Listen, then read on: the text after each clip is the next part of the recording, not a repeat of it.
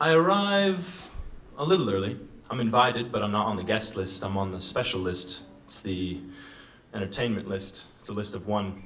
I'm invited, but I'm invited to stand aside and unintrusive as I'm constantly asked to intrude upon the polite and gentle conversations of those people who can serve their judgment until right before you talk.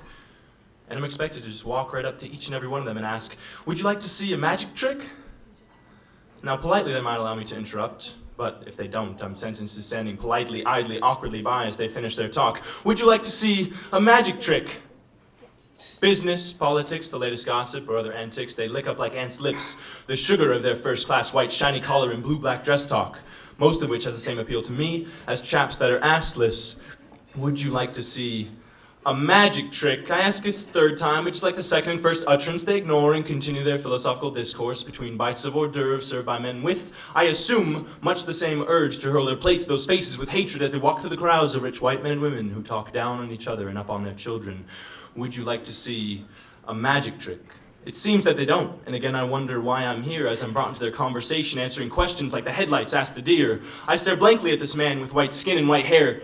Not because I don't know what he's talking about, but because it's obvious he doesn't care. What I have to say doesn't matter to him, and I know while I'm here I can't quite voice my own opinion, so I do what I'm supposed to do and agree with everything he says. I'm polite, obviously, as every good American is, he begins, profound. But if we aborted every black baby, crime would go down. Ha ha ha ha!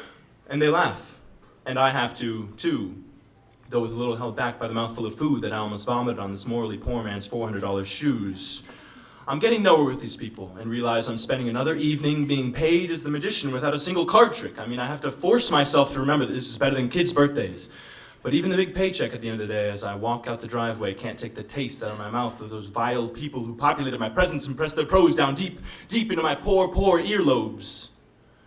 And the next week, when I get an email about another event, I see the hours and the pay, and I seem to forget about those shiny white collars, the white skin and white hair.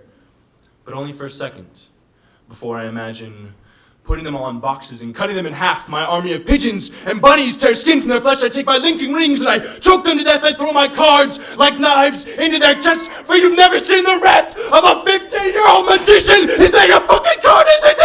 Is it?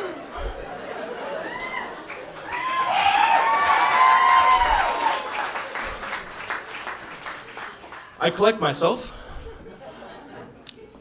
hit reply, and type, oh yes, I'd love to. What time is it at?